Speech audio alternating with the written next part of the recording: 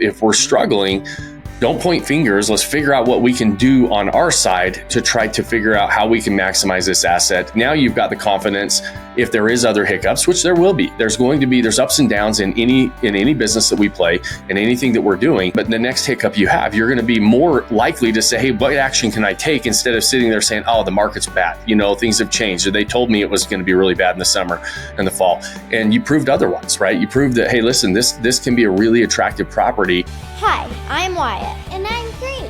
And you're listening to our dad and your host of the Vacation Rental Revolution podcast.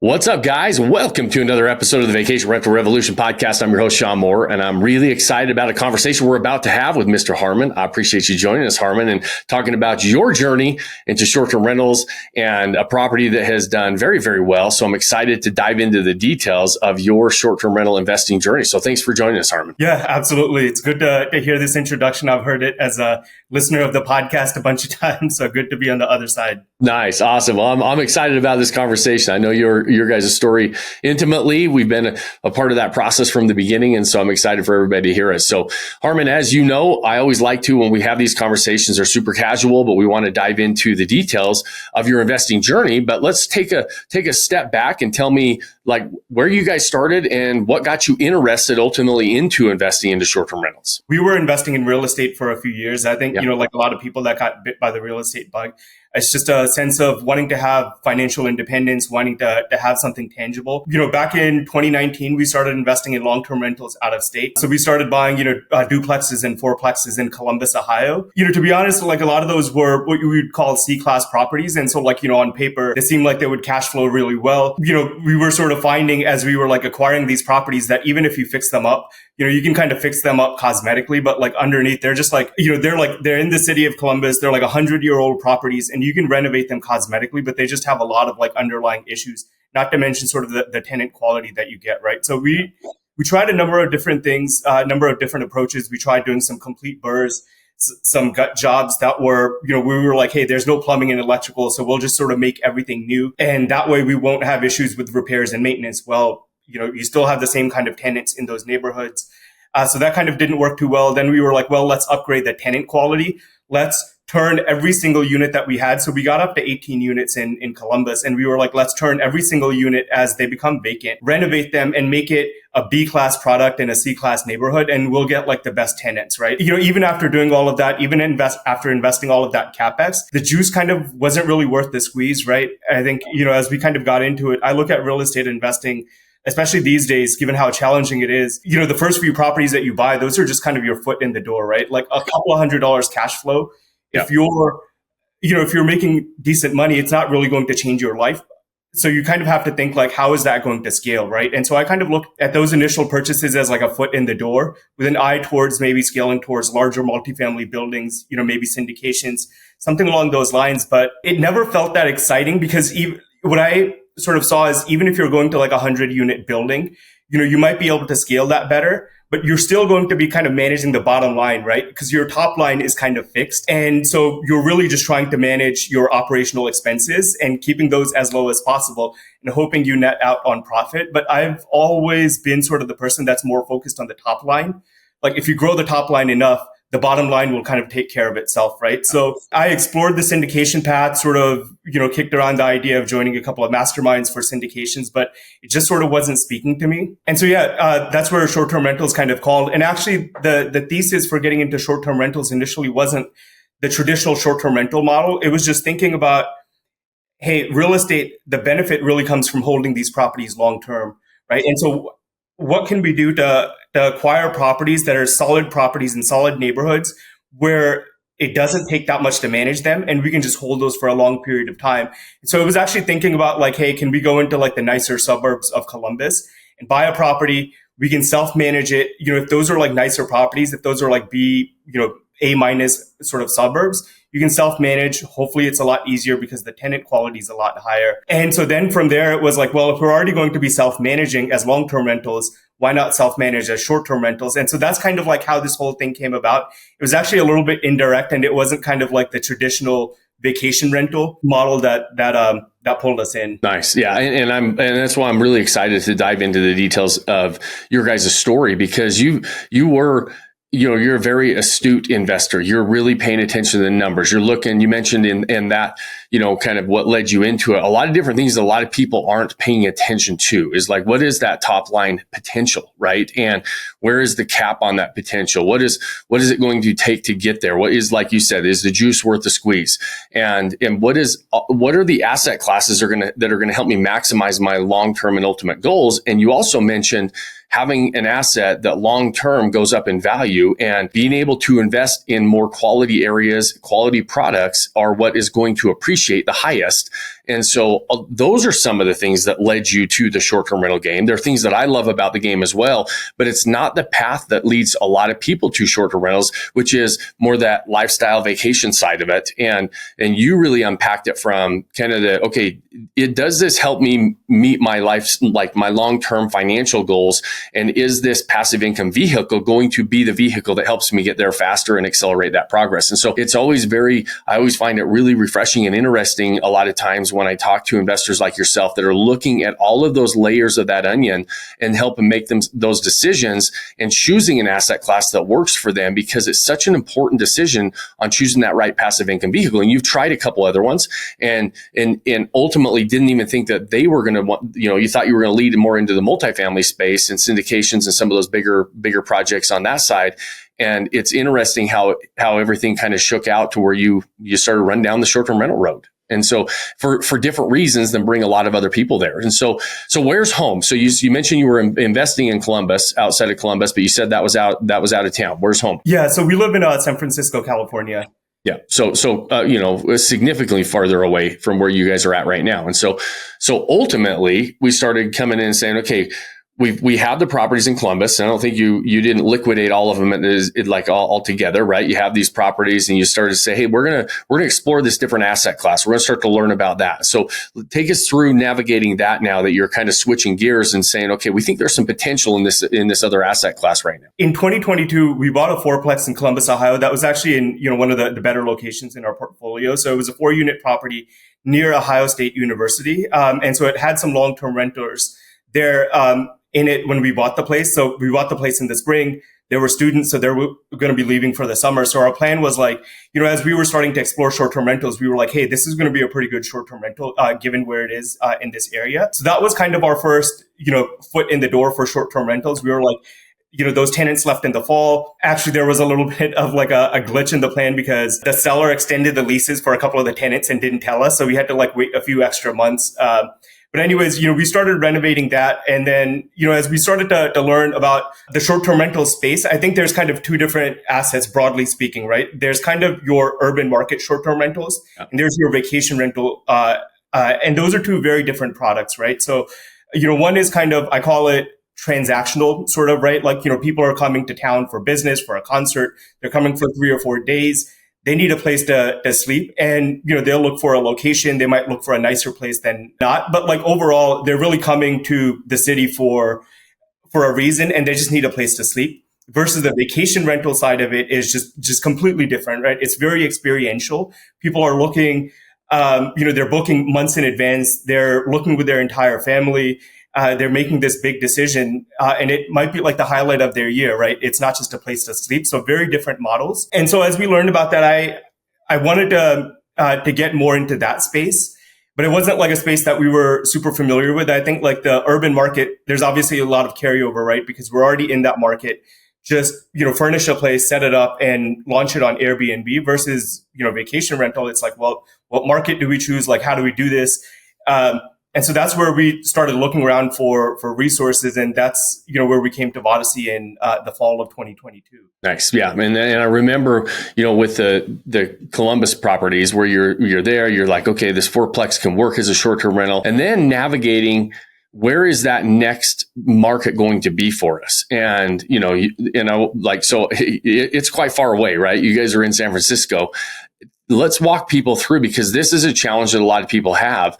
And a lot of times, especially for investors like yourself they're getting into the game, they're not buying it as more of a second home lifestyle asset where they're going to use it all the time, but they're navigating the best opportunities for themselves as an investment, right? And so navigate, I'd love to have that conversation about how you guys navigated landing on Snowshoe. As you touched on, the property that we ended up buying next was in Snowshoe, West Virginia, which is a ski resort all the way on the other side of the country. Yeah.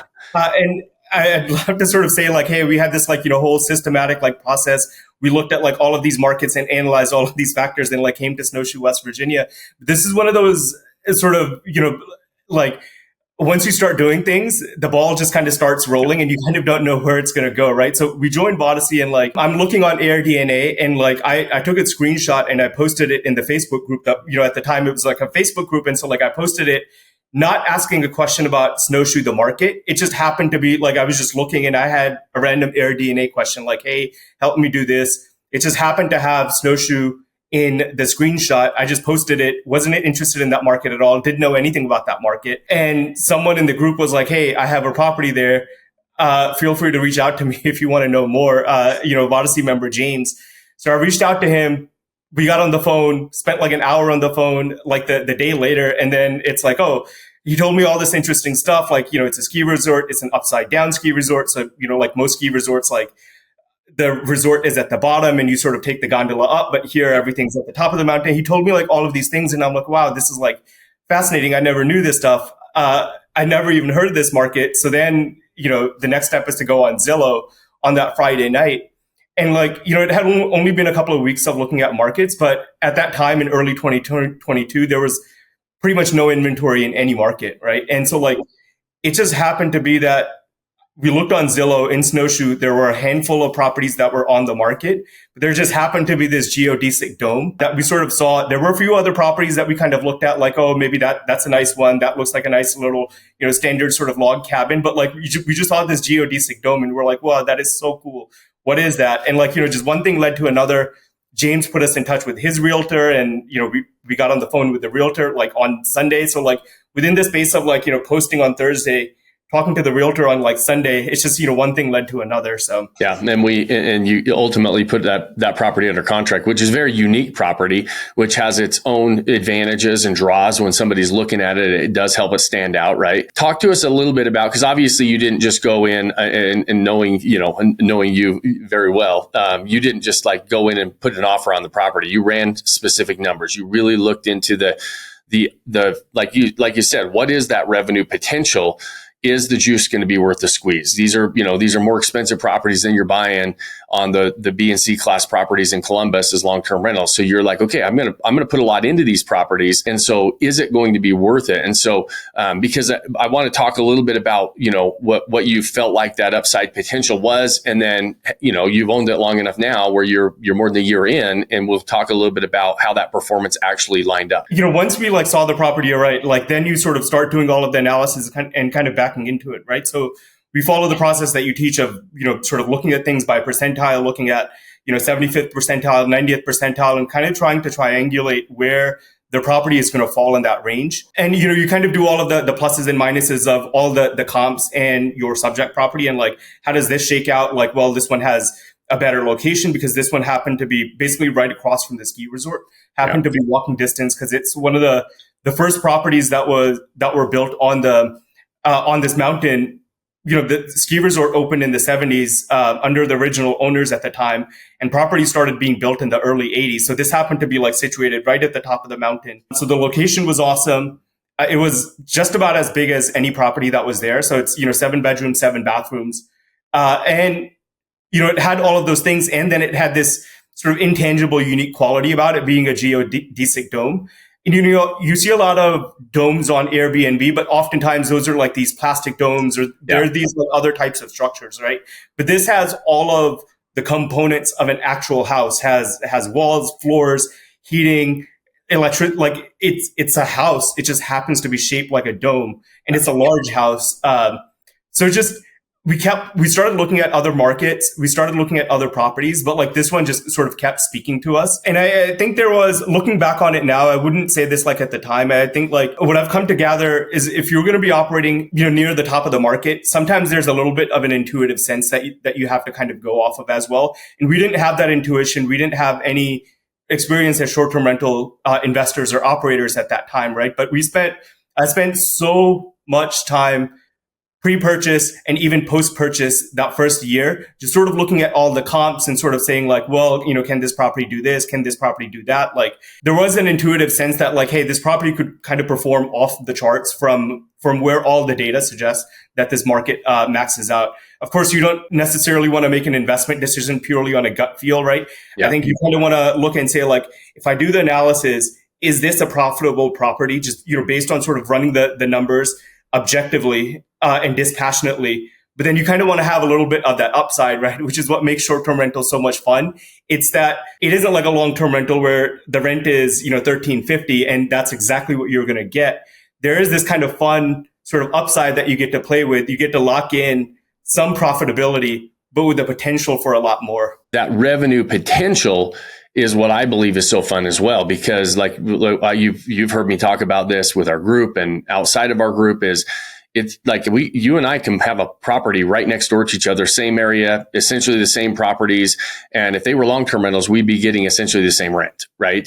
But as a short-term rental, we have a lot of different potential based on what we decide to do, how we decide to deliver it, how we articulate it. There's all these different elements to a short-term rental that allow us to go capture our unfair share of business, is what I call it. I like to say that, long-term rentals, you're playing defense, right? Your tenant, if your rent is $13.50, they're never going to say, hey, I had a great month in your property this month. I'm going to send you $14.50. Yeah. Your rent is capped and you're basically just trying to manage your expenses and net out as much as possible, right? You're trying not to lose money on expenses. Whereas in short-term rentals, you get to play offense. You get to play the opposite game. You get to say like, what can I invest in this property? Like, how can I take better photos from a different angle? How can I invest in these amenities and really play offense and say like, how can I take this revenue from this to this? And that's really sort of the creative fun of short-term rentals. I love it. Yeah, it's one of the funnest parts for me in this asset class as well. And so take me through, like, let's talk a little bit about the performance. If there was any hiccups, any adjustments we made, and like talk to us about the performance on that first year of ownership. Yeah, so I would say like the first year of getting it launched and the first few months were honestly a disaster. Like 2022, so we had this long-term rental that we were working on renovating. We bought this geodesic dome in West Virginia, kind of a rural place, like way out 3,000 miles on the other side of the country. And at the same time, we're doing a full rehab on our personal residence here in San Francisco as well. So we had 3 full rehabs in 3 different states. And Sonam, my wife, she got pregnant. We got pregnant in July of that year. So all of this is happening. We're trying to launch these properties, do a renovation on our personal home, move my parents across the country from Maryland to San Francisco. So all of this stuff is going on. And we were kind of like racing towards that December 31st finish line, right? To get both properties launched so we could get the tax benefits, material participation and depreciation write-offs. And so I think to say that it was a stressful time would be an understatement because we're displaced from our house as well while this is happening because our contractors didn't communicate, hey, you're not going to have plumbing or electricity for 2 months. So it was just kind of a scramble drill. And when we managed to launch the dome in Snowshoe, the week between Christmas and New Year's, we got 2 bookings right away. And we were like, okay, awesome, great. Like it worked out.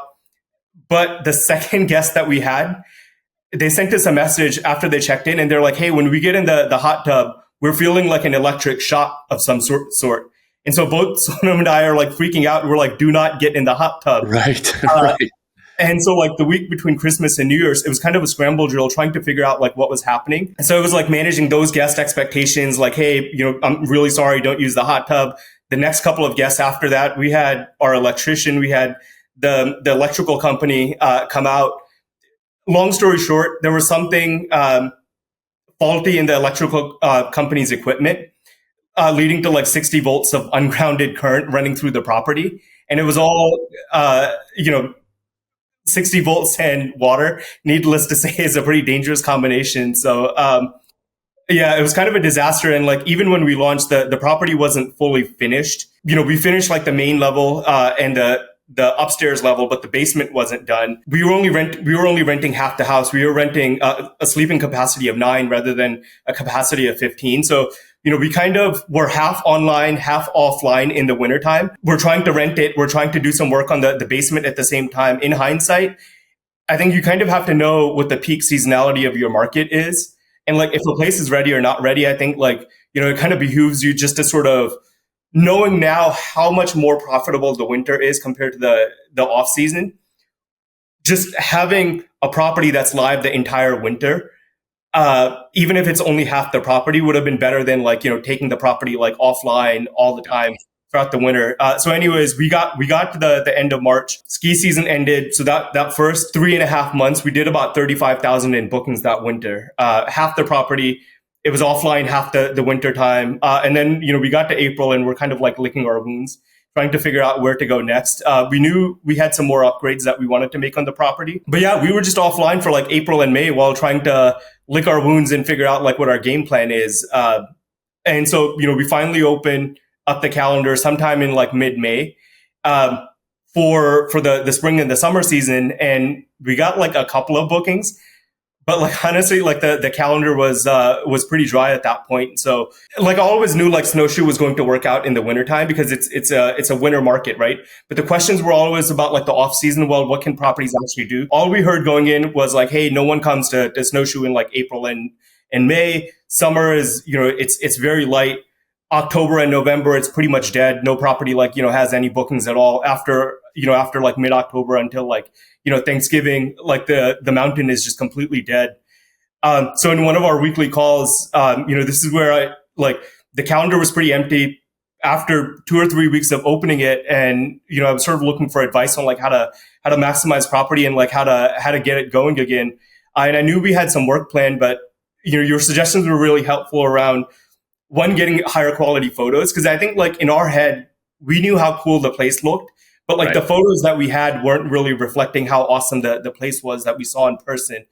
And then the other part of it was, I think, just sort of guest education. It seems so obvious in hindsight. Your suggestion was have photos that sell what the area is all about. What is there to do around the property, right? Because you kind of assume people that are looking at a property in this market know what there is to do in that market, in that area. But that's not necessarily the case, right? Like they're looking at properties, Airbnb, VRBO, they're suggesting properties all over the place. And that person doesn't really kind of know, right? So those photos are kind of like they're like your hook. The initial photo is like your hook, and then the rest of the photos are kind of what keeps them drawn in, right? Yeah. And it's, I remember that conversation when you were like, hey, winter was okay. We kind of got the property put back together and how we want it now, but the calendar's empty. And one of my favorite parts about that our weekly coaching call that we were on, and you jumped on, you asked the questions, we went through that and we said, yeah, listen, we need to articulate what we have to offer better. And we also need to articulate what there is to do in the summertime, right? We're still showing winter photos and we're trying to book in June, July, August, and we need to show them the other things to do in the area. And there was mountain biking, there was concerts, and you guys were right next to the resort area where they have events and things like that. And so I'm like, let's do a better job of articulating that. And I tell this story all the time, Harman, and it's a credit to your diligence and taking action and go and roll up your sleeves. It was a week later, you came back to the coaching call and the property looked completely different, right? It was like, it was like instant where you took that action. You went in, you were saying, hey, listen, we're going to add these area photos. We're going to start to articulate what we have better. You went to I don't know if you actually went out there or if you just hired the photographer and gave them really good instructions on exactly how to put together the lifestyle photo shoot. But at the end of the day, you went and took action really, really quickly so that you could try to maximize and say, okay, at the end of the day, what I love about when, as a coach, what I love is when somebody is like, hey, if I'm not going to succeed, it's not going to be because of me. I'm going to do everything I can to stack the odds in my favor to help me maximize this asset. And you're not going to blame anything or anybody else on that. And so you took the advice, you took action, you put it into play. And ultimately, What happened after that? We got the new photos. So actually on the photos, so we didn't go out there, but this is where, like being a part of Odyssey was super helpful because, you're working in a rural place and like, you're not necessarily going to get a photographer that's familiar with lifestyle photography. So like, there's a local photographer out there who's really talented, does a lot of weddings, a lot of nature photography, but he sort of doesn't know how to tell the story of a vacation rental and the experience therein. Right. So like, would have loved to have Overlook to Overbook fly out, but because we were kind of doing work throughout the summer, we kind of needed someone that could just be there. Like every time we, complete another part of the house, we could get more photos taken. And so going through the course and seeing all of the suggestions from Overlook to Overbooked, I took a lot of those suggestions, distilled those down into various recommendations for the photographer. But even more so, like I went through all of the top properties in the Odyssey portfolio, your Cherry Log property, a few of the other ones, and sort of looked at those photos as examples of like, hey, this is how to photograph a hot tub, right? Like, put a drink like this, sort of showcase the hot tub being in use, not just taking a picture of like a hot tub just sitting there in the backyard. Yeah. Here's how to take a photo of a fireplace, put some drinks next to the fireplace, put some charcuterie. So it had, like a slideshow of, 12 or 13 different like photos of like how to capture different parts of the property. So it was very sort of prescriptive for him to be able to follow, like, this is exactly the angle that I want of this aspect of the property. Yeah. And so you got that, pulled it off, and talk to me about a little bit about the performance since that. And then also, like, how was it during the summer or the fall, some of those times that everybody says, hey, nobody's here, the mountain's dead. Like, how did our performance look after we made that adjustment? Yeah. So we got the photos, was excited to get them on Airbnb and VRBO right away, put the photos up. For a week, nothing happened. Every day, I'm just sort of waiting for those bookings, and then I'm like, maybe Snowshoe doesn't work in the, doesn't work in the summertime at all. I guess, was sort of bummed for that week. When you're like eagerly anticipating something and it doesn't happen, right? Like it's hugely disappointing. But like the following Sunday, 1 week after we put the photos up, Sonam and I are getting ready to go somewhere, and like a booking comes on the phone, right? And this is where like short-term rentals can be so fun, right? Getting those booking notifications, getting those review notifications. So I'm like, hey, like a booking just came in, and we're like, awesome. 15 minutes go by, another booking comes in. We're like, wow, that's awesome. Half an hour goes by, another booking comes in. And then like, within the space of another half an hour, like a fourth booking came in that day. So I think it just sort of took time for the photos. It's the way that people make decisions on vacations, right? It's not like instantaneous. It's not like, hey, I need to go to Columbus, I need like a 1-bedroom place to sleep. You get a lot of last minute bookings. People need to see the property. They need to run it by their family and friends. They're like, hey, check out this place that I found in this market, right? So yeah, things just started snowballing from there. So we had 8 bookings within that second week, and 30 bookings total for the summer. So yeah, 15 bookings in the next month. So $30,000 worth of bookings just that came in within 30 days of getting that photo shoot done. So $600 photo shoot, plus I paid the photographer $100 to pick up drinks and charcuterie to put out there. So $700 invested for a $30,000 return. So that's, pretty good. Not a bad ROI, right? So that's, and I love hearing that story. I love more than like sometimes like just the fact that you had to go through that process to understand that, hey, listen, we're falling flat a little bit. We're not attracting the right guests. We're not getting the bookings. We make some adjustments, and then ultimately we see the results from that. And it's really fun to be able to see that, because we get, what I think it does, it reinforces the action that you've taken, right? It reinforces the behavior of, hey, listen, if we're struggling, don't point fingers. Let's figure out what we can do on our side to try to figure out how we can maximize this asset. And it starts to reinforce that. So you're like, now you've got the confidence. If there is other hiccups, which there will be, there's ups and downs in any business that we play and anything that we're doing. But now you've got some momentum, but the next hiccup you have, you're going to be more likely to say, hey, what action can I take, instead of sitting there saying, oh, the market's bad. Things have changed. Or they told me it was going to be really bad in the summer and the fall. And you proved otherwise, right? You proved that, hey, listen, this can be a really attractive property when, if we dial everything in, and it does take a little while to dial in. It's not uncommon.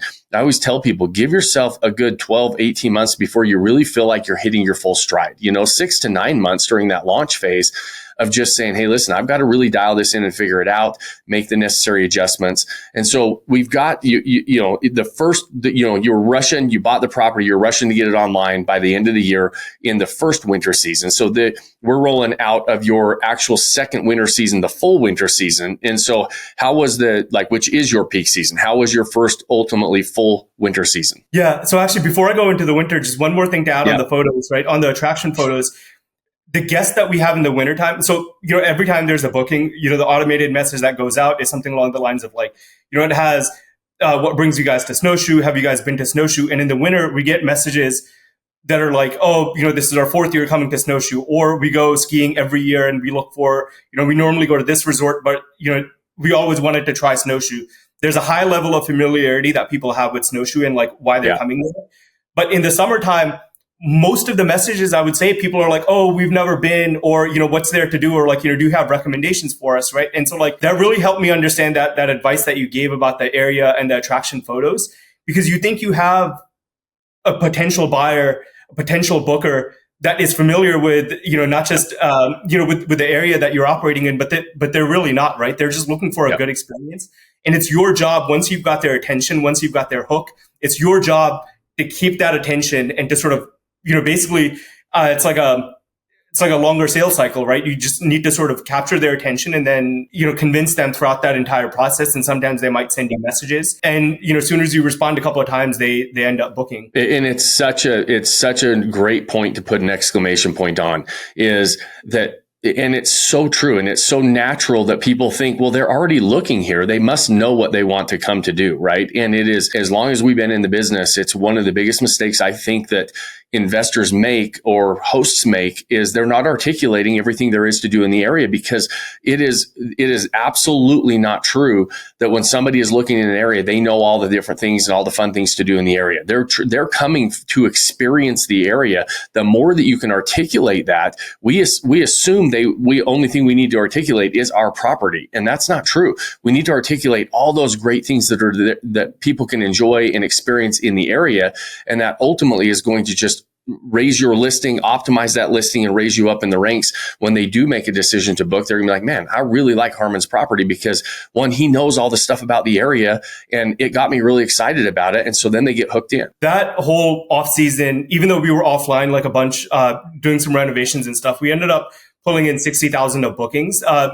And so definitely exceeded our expectations there. And, we pretty much had a booking for every weekend in September, every weekend in October. We had a cancellation or two in November, but we had a booking on the calendar at one point or another for every weekend in November. When people say, no one's coming, we had weekdays that were booking in October and November. People are like, hey, we're coming from DC and we just want to, hang out with our friends for a week or something, right? So there might not be many people coming to a market, but you always say get your unfair share of bookings, right?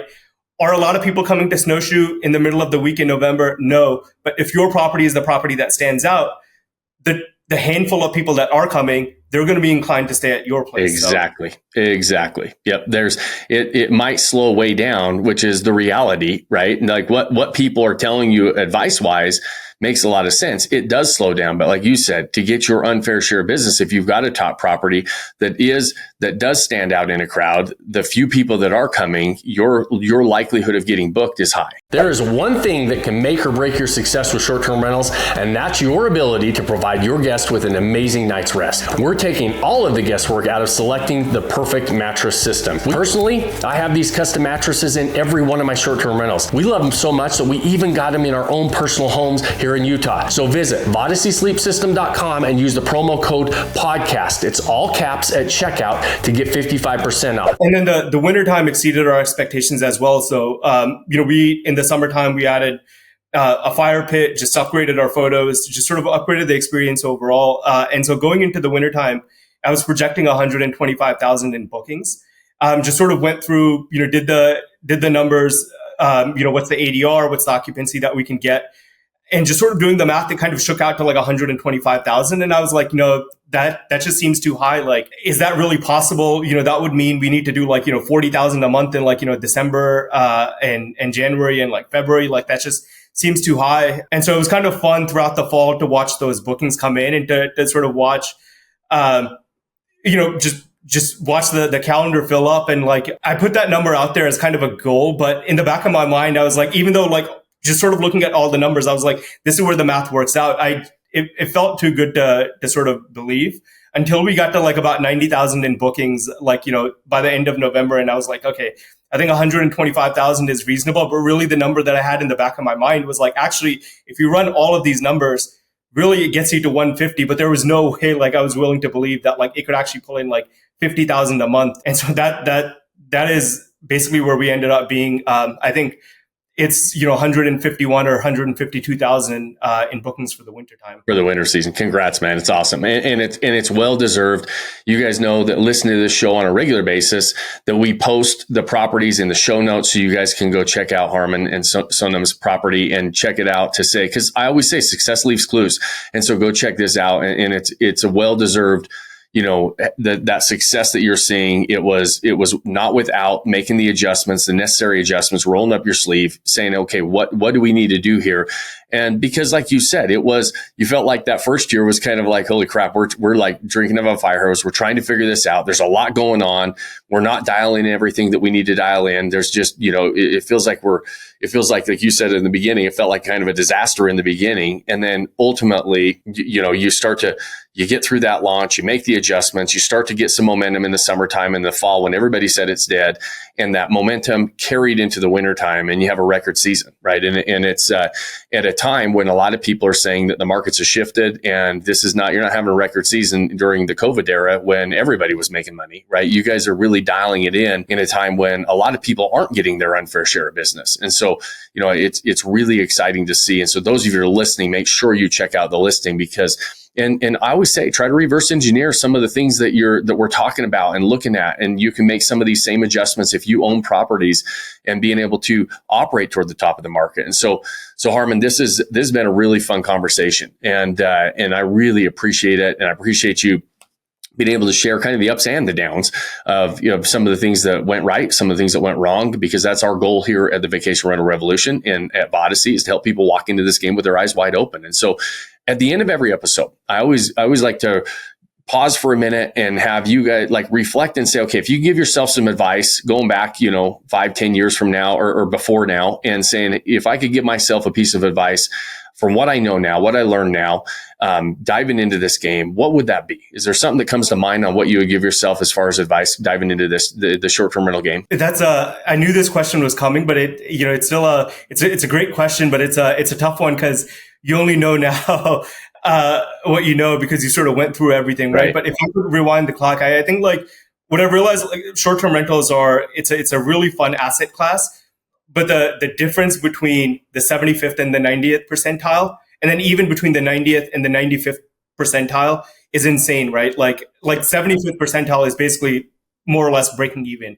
So you really need to figure out how to get to that 90th percentile and really try to figure out how you can get to near the top of the market. And that's all upside at that point.